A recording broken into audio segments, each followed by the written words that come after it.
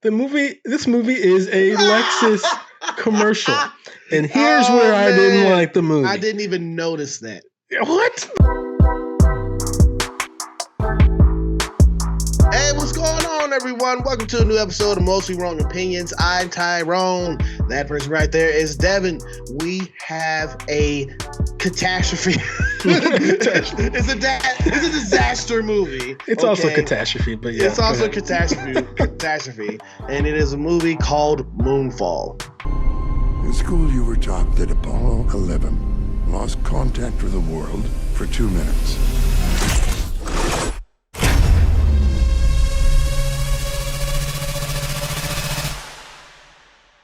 Not true.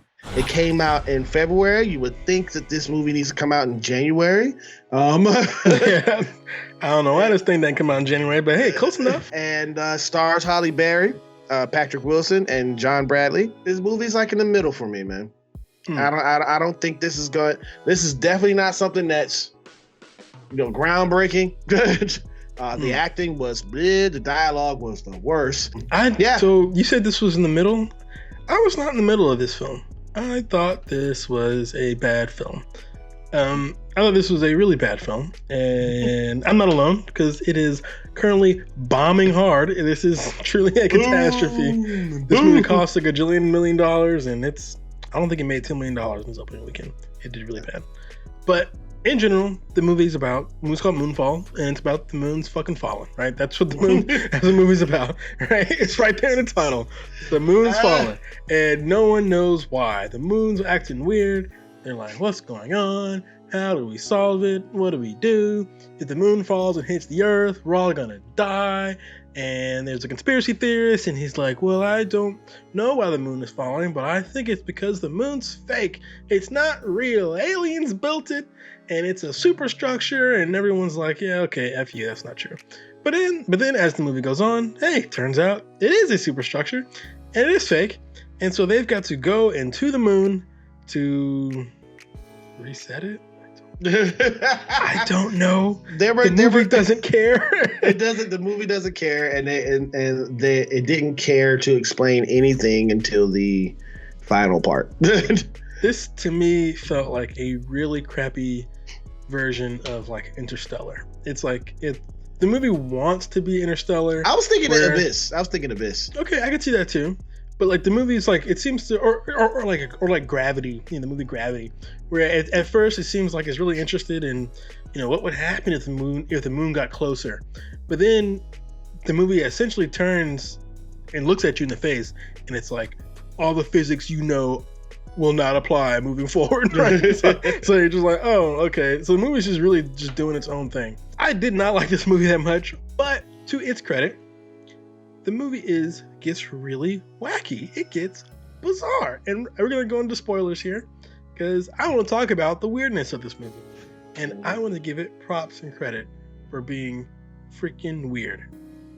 Very few movies are weird now. Movies are pretty boilerplate, boring. You can pretty much predict them from the start. Yeah. And this movie is so wild, you're just like, what?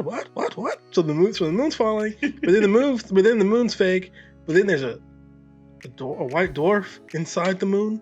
But then it turns out the moon was not built by aliens, it was built by humans. But the humans built this moon in a galaxy like 1 billion miles away from our current galaxy, and they also built it 1 billion years ago.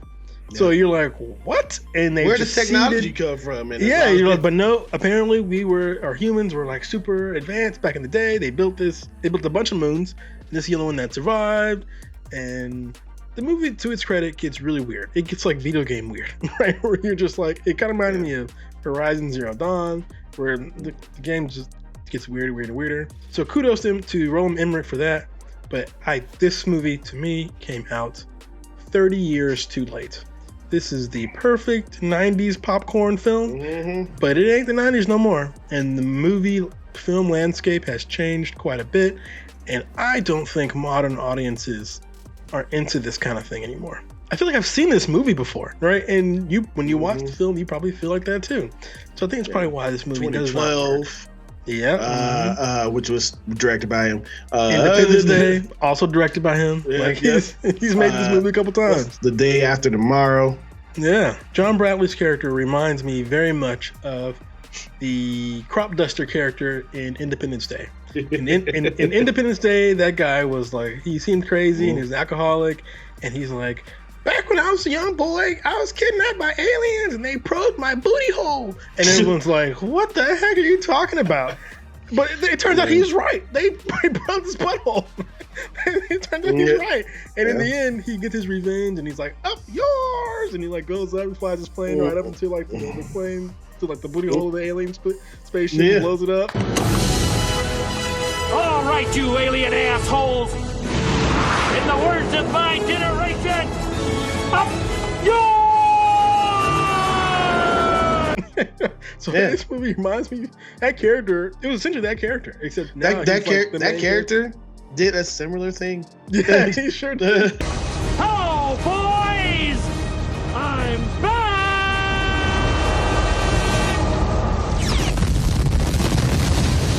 I feel that Michael Pena is a great comedic actor.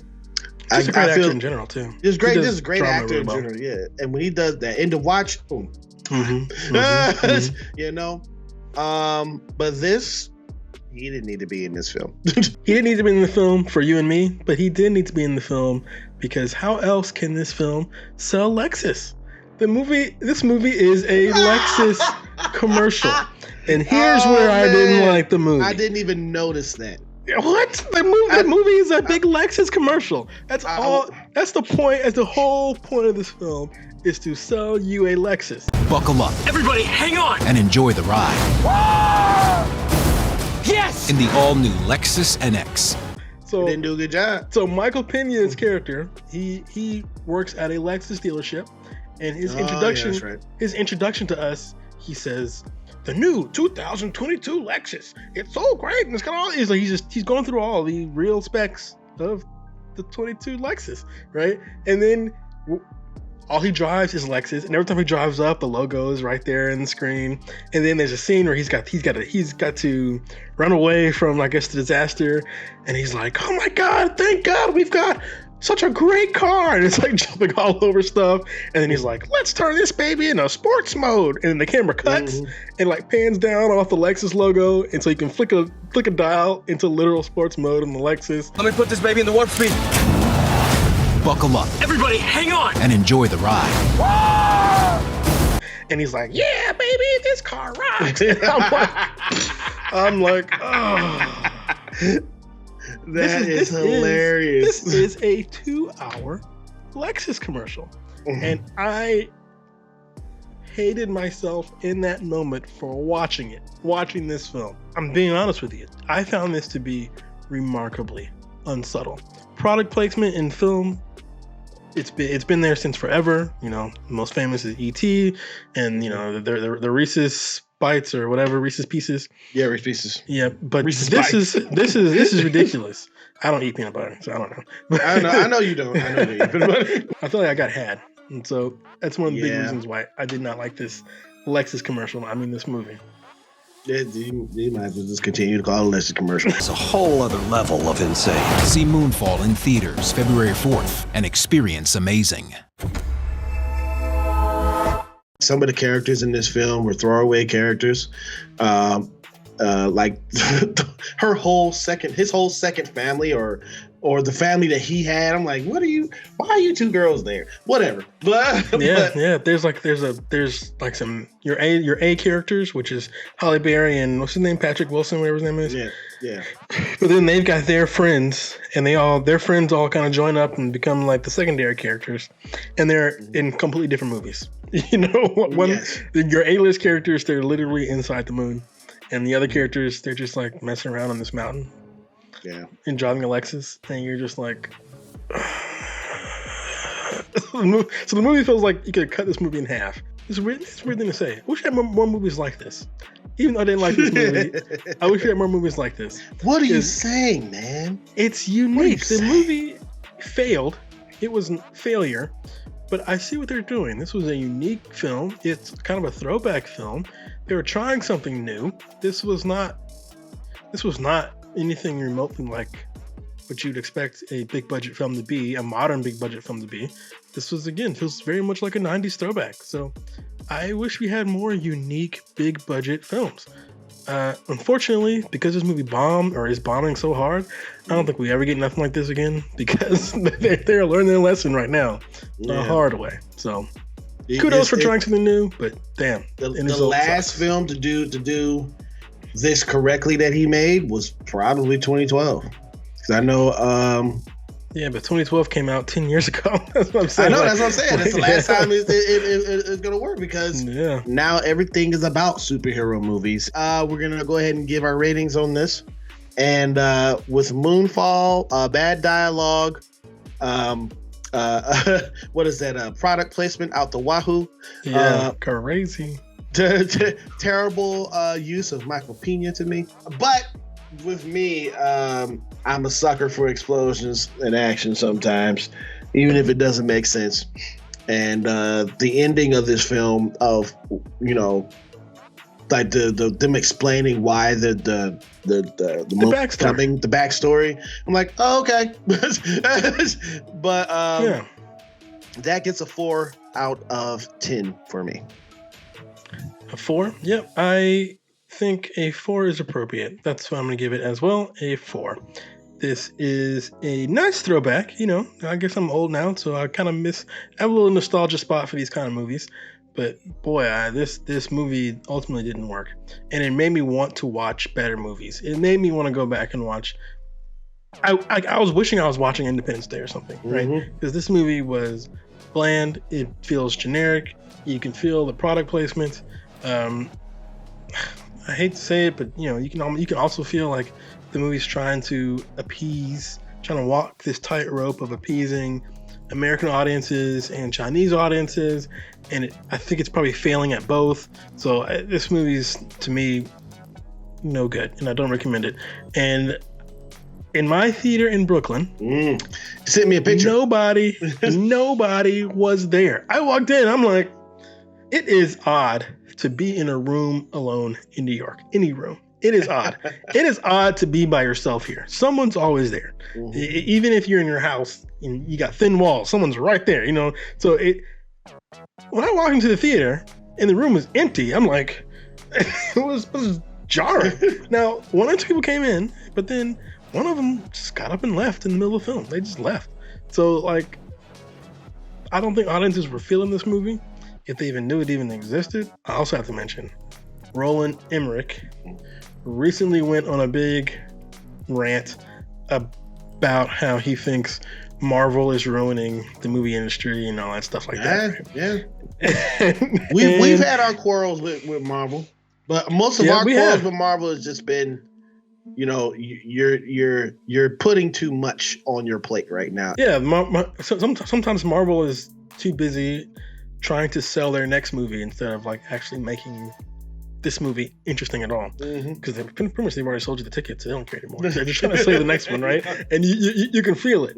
And Roland Emmerich talks about that, about how Marvel is crushing the industry that he loves. And if this is the kind of film Roland Emmerich really likes, then I can see his point, because no one's here for this. I don't think there's an audience for this type of film anymore, which is, I guess that is sad. That is sad.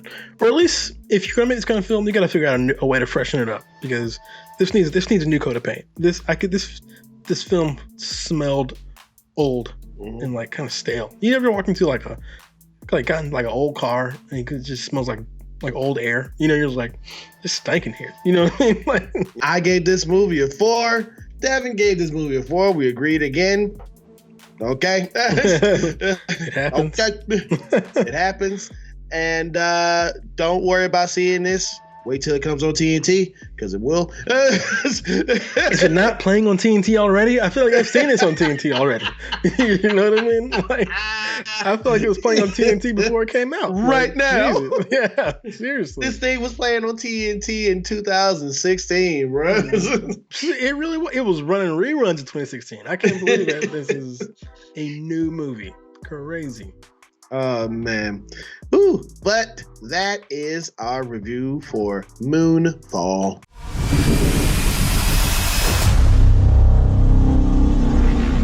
Well, thank you for clicking on this video, man. Click. It's just been awesome doing this, and we always have fun trying to make you smile and give you guys some great movie reviews.